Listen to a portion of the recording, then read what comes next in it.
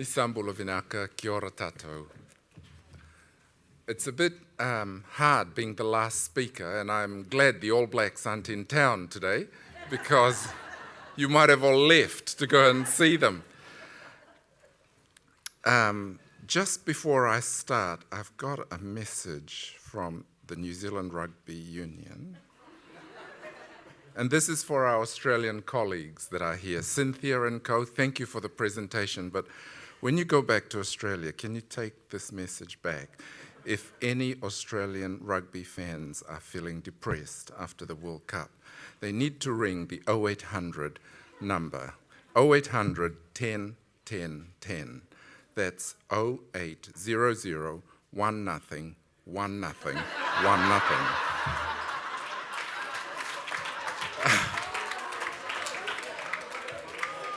Sorry, I had to get that in. I've got to keep you interested because dinner's about to, dinner will be in Parliament and people want to go and prepare and beautify themselves. And I know I've got to get my hair done, but never mind. So these are my declarations of interest. And the photo is just to remind myself to tell you that I'm Fijian and a GP. And in my former life, I did the role as Chief Advisor Pacific Health at the Ministry of Health. And also, I just want to acknowledge the owners of the land, Tangata Whenua, for allowing us to meet here today. Right. And just to say that after the launch last night in Te Papa, I rushed off to the St. James Theatre because Creative New Zealand had their Pacific Arts Award, which was an amazing array of opera singers, dancers, the Samoan Siva guys, Black Grace performing. And Minister Lotuinga, who's going to be our host this evening, was there. So I said, "Oh, Minister, you're hosting us tomorrow. They've put me on as the last speaker of the day." And he said, "Well, make sure you finish on time because I don't want them late." So this is just run through of what you've already heard today. As I told those that came last night, I'm very proud to be associated with the respiratory strategy because of the strong equity focus that is in it. Everyone has a role to play, is what I've heard throughout the day, and I want to just emphasize that. There's no reinvention of the wheel, and let's find a model of care. Let's listen to the communities where we work. They know the model of care that works for them. Look at Dr. McNaughton's model of care of pulmonary rehab in having her choir sing for us today. It's important to have community engagement, and the cross-sectoral cooperation is not optional. We have to talk to our education colleagues. We have to talk to social workers. It's not just this is health. I'm a doctor, I'm a nurse, and this is how we do it. So I really just wanted to illustrate some of the stories that has happened with Pacifica communities around the country, because I don't want to leave you with a story of the negatives that happened, because there's a lot of negatives, but there are some positive things that have happened. Who are Pacific peoples? You will notice me using it interchangeably. Pacific peoples, Pacifica. The heterogeneity here is there's over 20 different ethnic groups of Polynesia, Melanesia, and Micronesia. Auckland is the largest Pacific city in the world. New Zealand has 7% of out of New Zealand's population, 7% are Pacific. Auckland has 71% of the Pacific population. The photos of Julian Savia, and I thought I'd sprinkle some jokes in, and I apologize if you've heard this before. Up to a third of the All Blacks are of Pacific descent. And, they play really well. And when they beat the French, amazingly in that quarterfinal Sorry to laugh, but it reminded me of the joke when the French last toured New Zealand. I can't remember when it was, because they played Samoa the week before they played the All Blacks.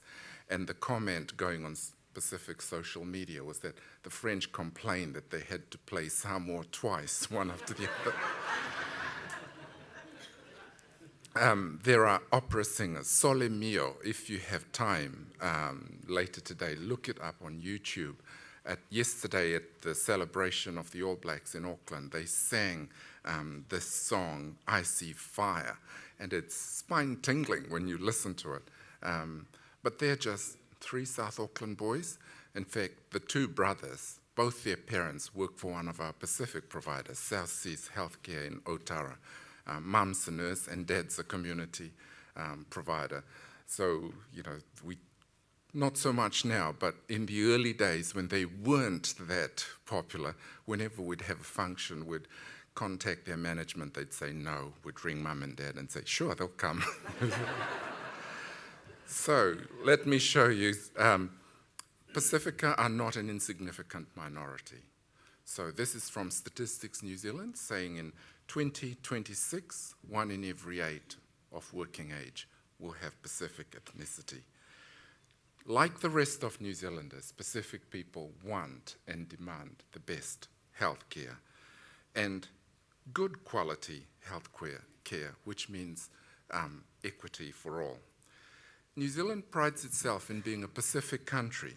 We have Pacific MPs. One is Associate Minister of Health, and he's hosting us tonight in Parliament.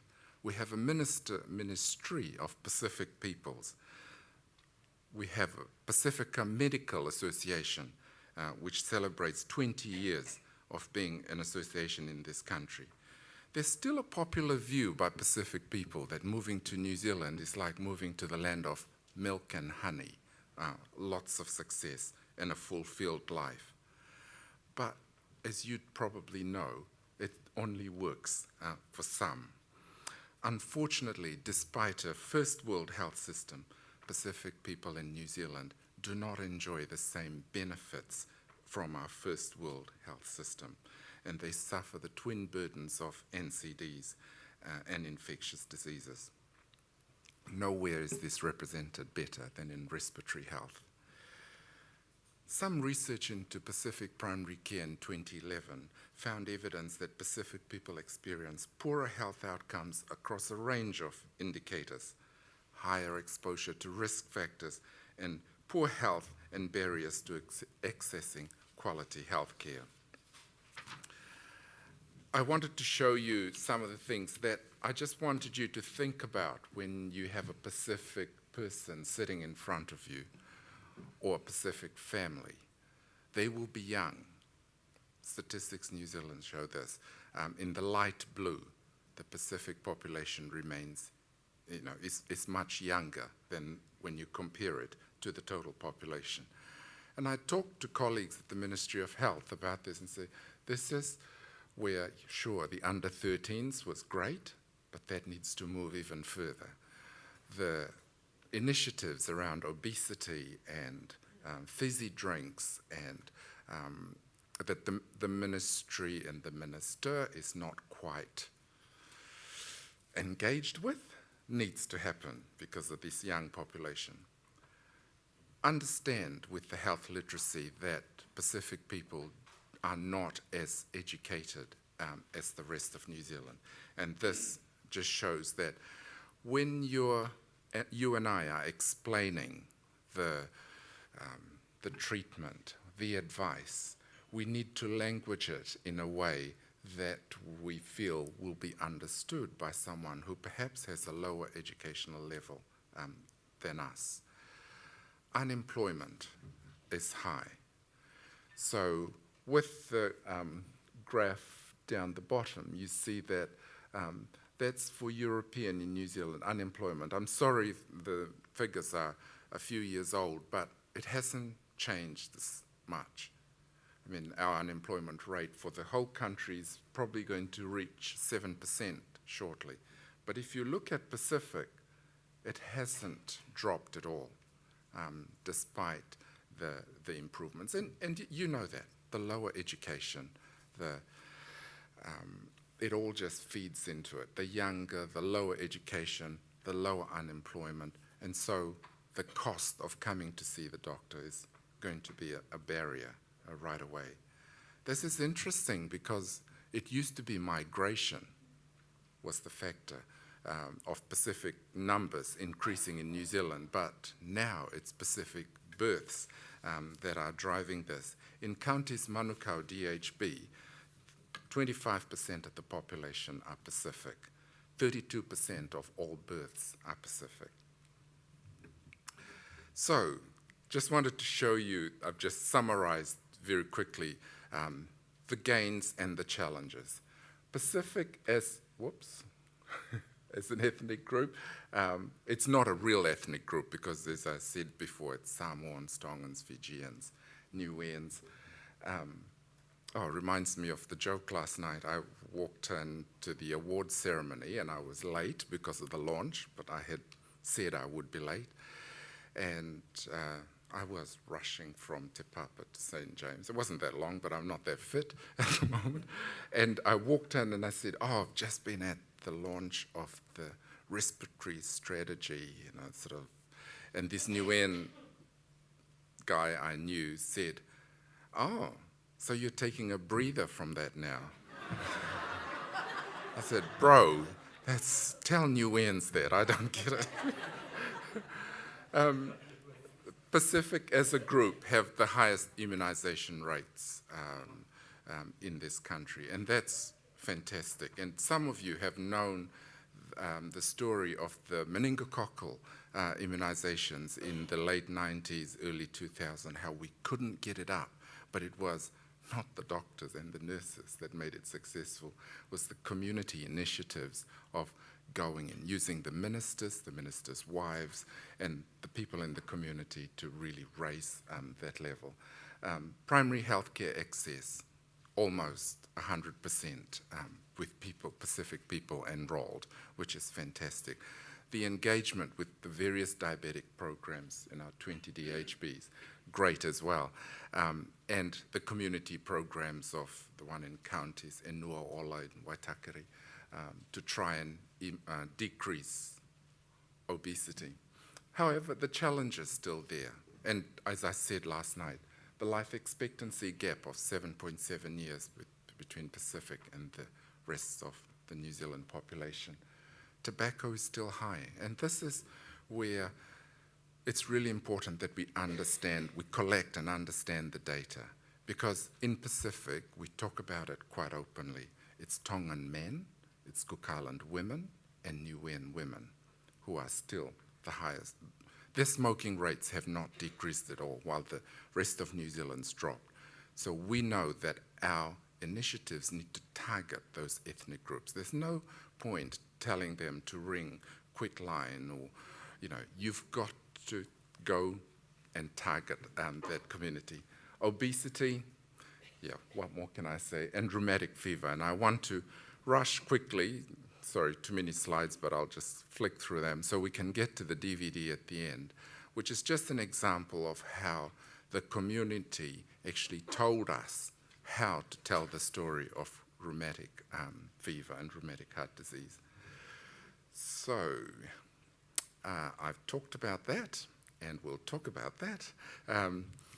So the problem, I said, of how Pacific people are enrolled with primary health care, almost 100% enrollment.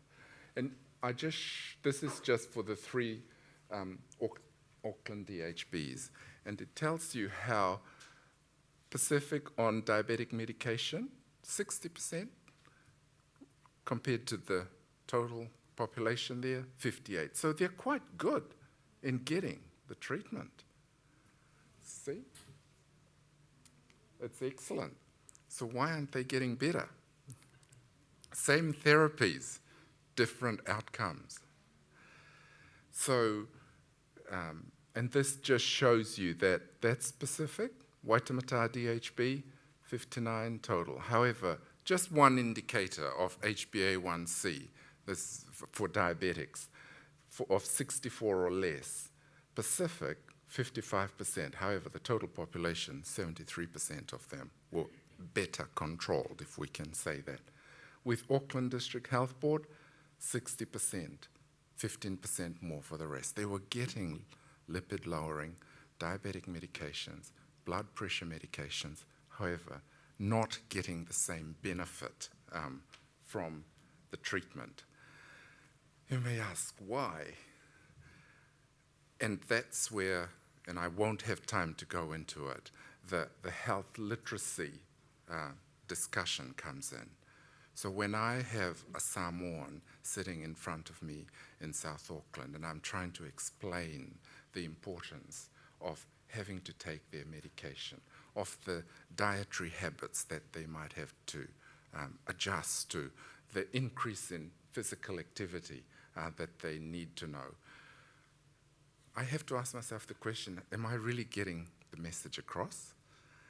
Do they really understand that? How do I know that they really understand? Is it easy when I give the prescription across to get that at the pharmacy? Do I understand that the issues at home mean the $5 prescription charge is unaffordable?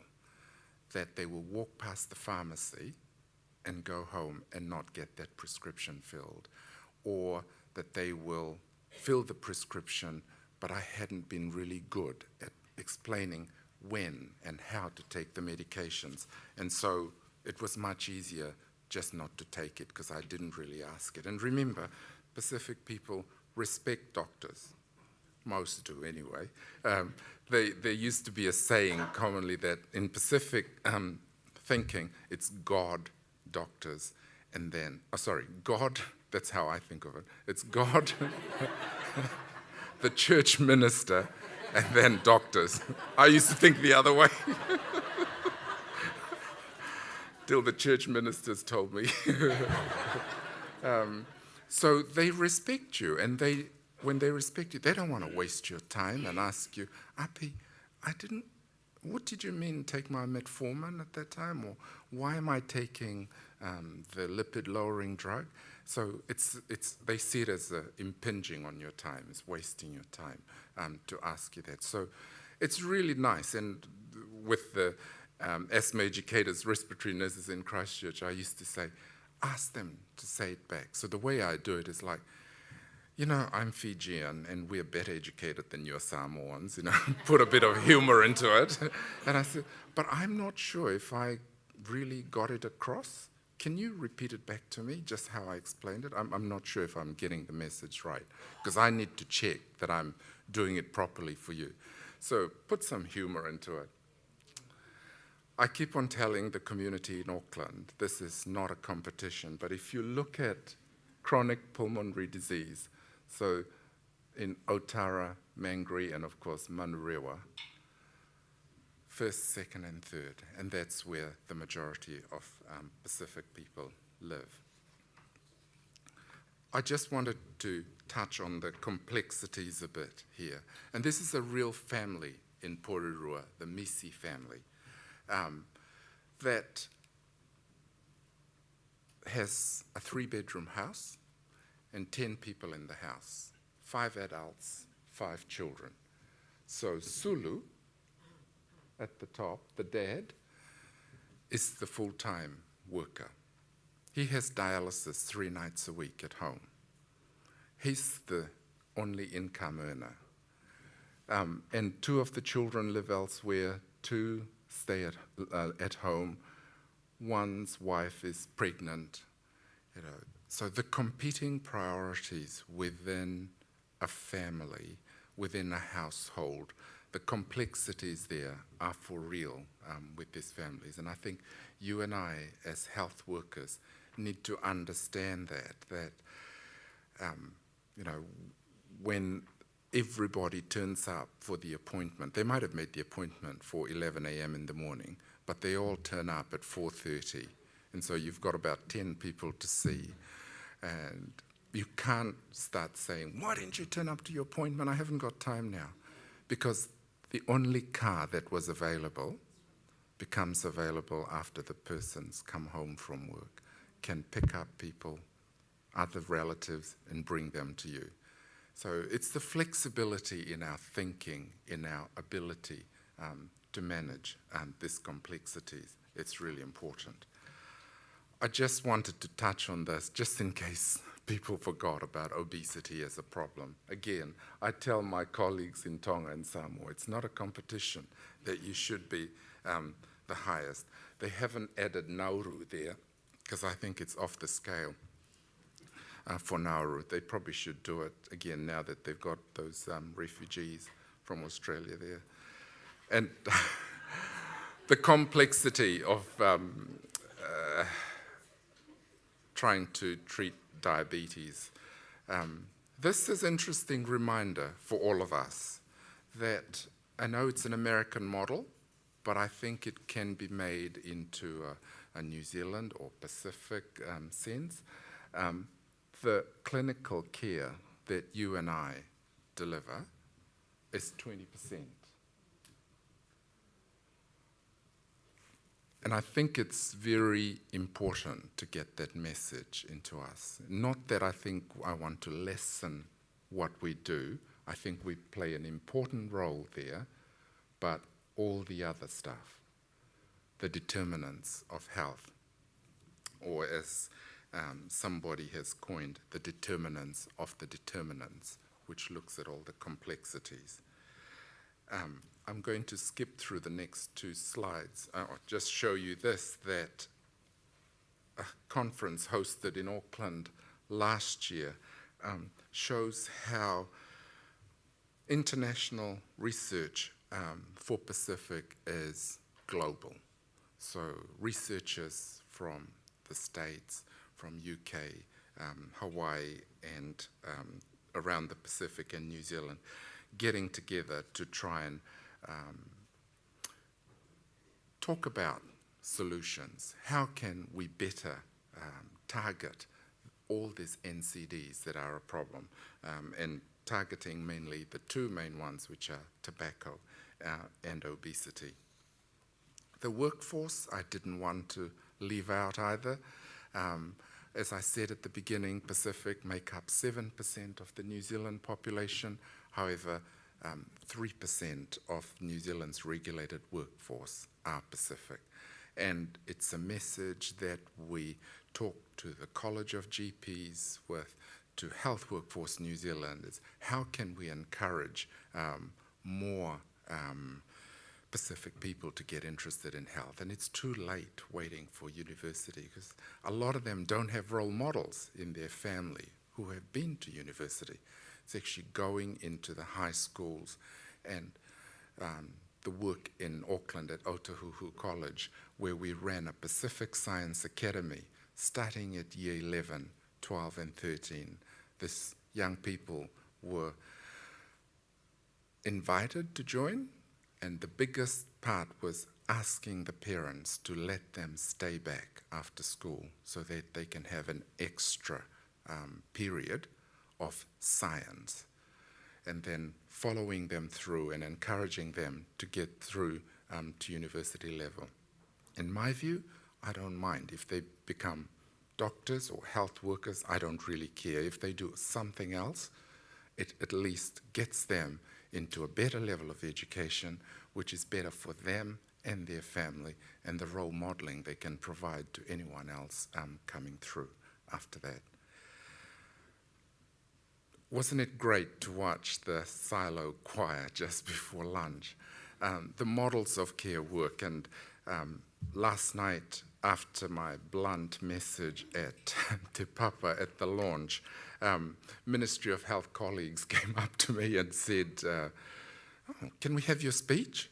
I said, what are you doing with it? I'll email it to you. They said, no, we want it now. So they took my notes with them, because they were quite surprised at how we in the community, the Asthma Foundation, has been able to find the data, show it, showcase it in the strategy, and yet the ministry it still can't find or break it up or show which DHBs, which regions need help. The model of care work is well known with the communities out there. We just need to ask the communities that we live in, that we work in, and they'll tell us how it's done. So I really want to end with the rheumatic fever DVD. I mean, just showing you this, the high-risk groups, you know all about the socioeconomic determinants of health, Māori and Pacific being at high risk. That's just to show you Robbie Fruin, another Samoan guy. Poor, I'm making fun of my Samoan colleagues. Robbie plays, yes, Robbie plays Super Rugby. He used to play for the Crusaders, then he played for the Chiefs, and he probably would have become an All Black if the rheumatic heart disease hadn't flared up again. And I always tell these young Pacific kids, look at the difference from being a Super Rugby player to being an All Black, you know. But he didn't quite reach that potential because of rheumatic fever. He happily helped us with the messages. Let's flick through this. This is important. I know University of Auckland, it's a bit old, but look at the most important factor, unemployment. We know all that stuff, but the poverty that goes with it. Again, not a competition, but the top 3 are where Pacific live in Auckland. This is the strategy. We did the rapid response, sore throat clinics, Pacific engagement strategy, and the housing hub, helping insulate the houses better. The Warriors came on board. That was with talking with the Pacific guys in the Warriors, and they helped the Say Ah program for us. And before I start the DVD, which is 4 minutes, if you it'll tell you the best story. Trying to develop resources and being told centrally from Wellington, this is what you should do, you know. And it's interesting, Cynthia's talk this morning, they said, this is a card we've developed. Give this to all the Pacific kids aged 4 to a card to take to their doctor and say, and it says, and I paraphrase, I'm a Pacific person from a lower socioeconomic community. A real deficit model. We thankfully threw that out with the help of the community, and they helped us compile this DVD, which will tell you the story.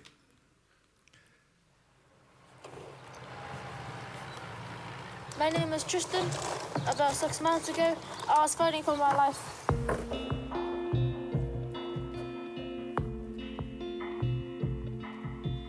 This is my dad, and this is my older brother. This is my mom, and she's pretty cool. This is my twin brother, Justin. Yeah, it's 12 of us staying in a 3-bedroom. The kids have to share the bedroom, share the rooms, and that's when it happened. I was sitting at church, and I had aching joints, sore stomach, and a headache, so I went outside and I hopped inside my dad's van. When I get to the van, he was sort of holding his stomach, and I know exactly that he's in pain. The doctors have a check and they ring the ambulance at the same time. The doctors diagnosed that Tristan's had a rheumatic fevers and it's really serious. They said we are too crowded for that house. Tristan was in a bad way. We thought we were gonna lose him. When I looked at his eyes, he was pretty scared. I think he was worried about when he's not gonna recover from the sickness. At the time, my mom was pregnant. My dad was working 7 days. I was the only one who could stay with him in the hospital. It was Siwa laying beside my bed for 5 months, and I thank you for that. My dad stayed with me during the night, and my brother stayed with me during the day. I pray every morning and every afternoon just for him to get well. Ko e ki mahanga pe o Tristan na whaingata e rai taha, ko Justin. Ngā na e au ka taimi o ku ta utu whakalongolongo pe o. When it's come to that time that they make a decision that they will go on with the open surgery, they called me in and they said one of the valves is totally damaged. So they have to replace one of the valves. I've kind of said to him, look, I have no ideas about the valves or about anything about the heart. I'm a specialist on fiber. That's my job. I'll put the fiber down on the ground. I'll make it easy for you to use your internet. I'll do my job, and then you do your job to my son, and that's how we. And then with which he smiled and he said, yes, I'll do my best. Ko si o koe ki he whaitoa koe o twisting ni. Taimi koe nai o se koe no tā whana ku ilo i nei whainga tā i a twisting ni.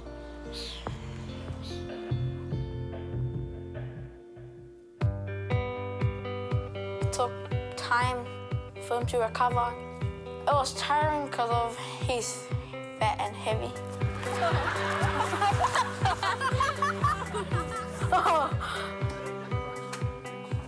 We are able to get a better house from the housing of New Zealand. It's really good and it's healthy as well for the children. Whamalo ki he whanau o la ko hinga ko he mohenga ko na o whamai ke o mai ke mohe ai e whanau. We almost lost my little brother. I see my little brother is healthy and yeah, I love him so much. If it wasn't for my family, I wouldn't have got through.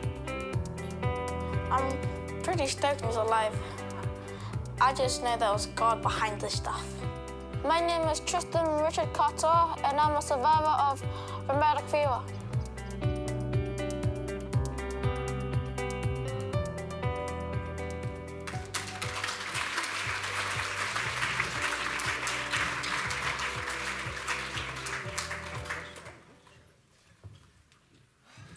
Time for a couple of questions.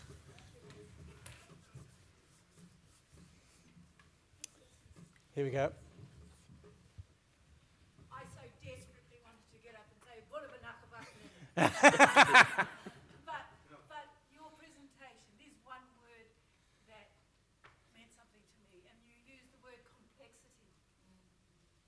And we all know that where that complexity lies.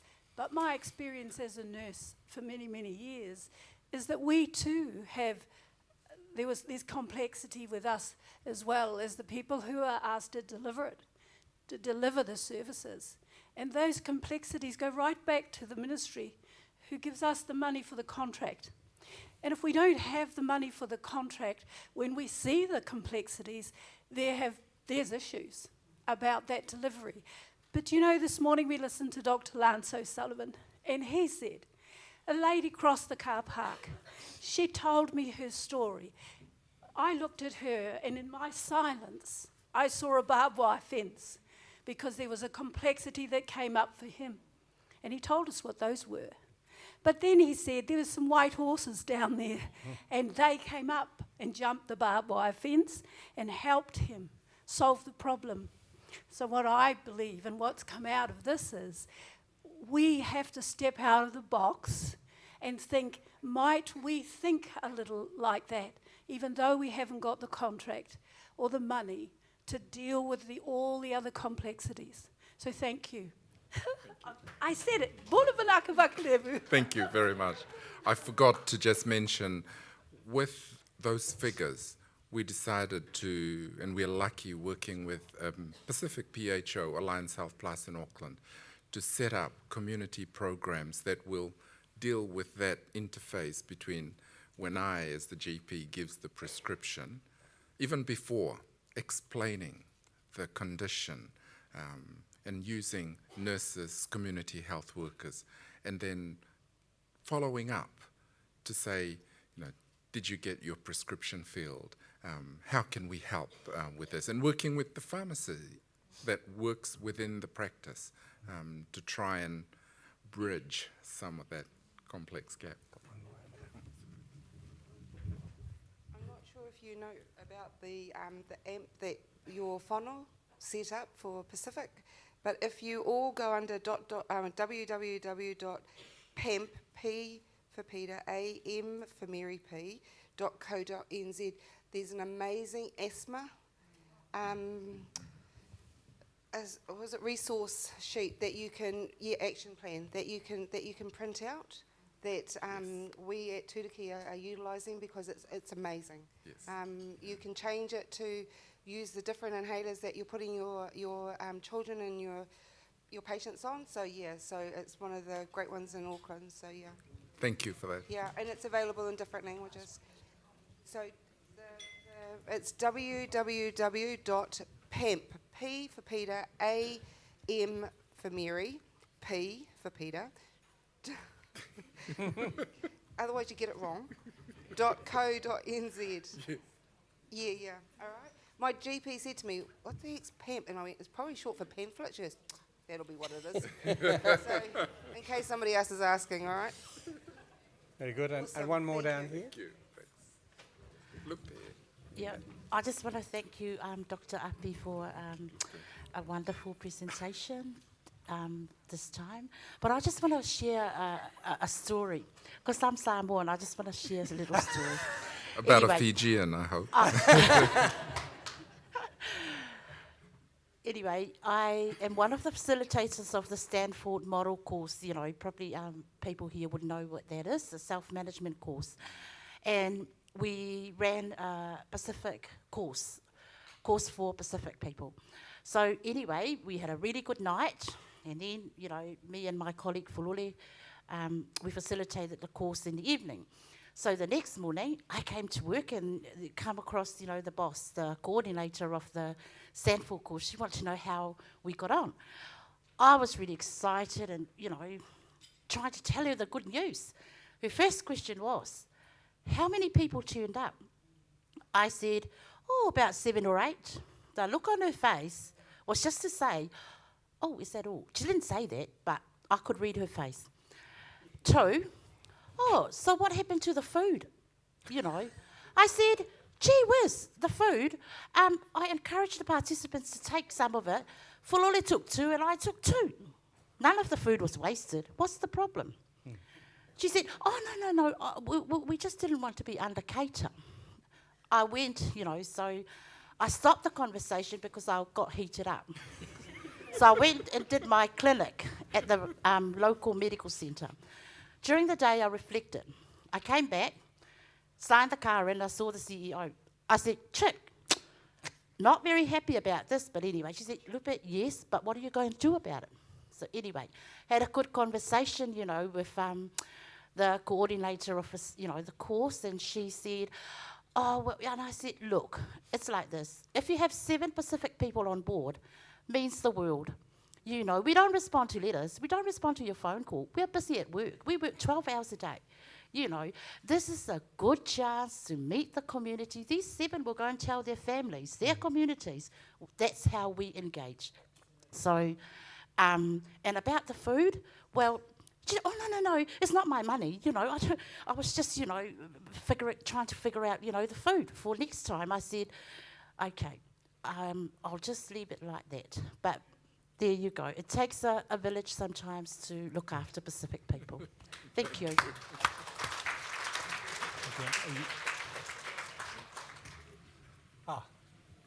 Tristan's going to thank you.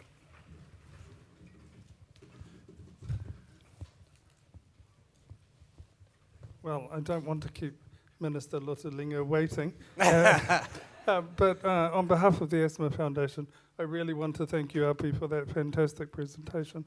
You did so well to keep us all amused and entertained late into the afternoon.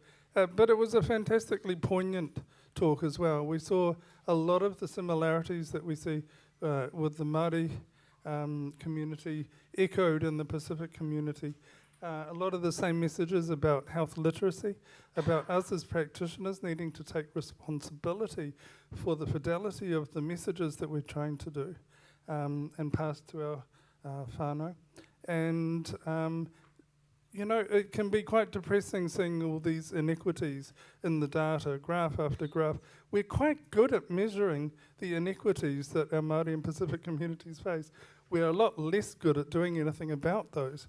And so it's really inspirational to see some of the models of care and community-based initiatives that are really making a difference. And I want to thank you so much for bringing that to us. Api's been a fantastic member of the Expert Advisory Group and really contributed significantly to getting that Pacific and equity flavour into that respiratory strategy. So join with me in thanking Api for a fantastic presentation.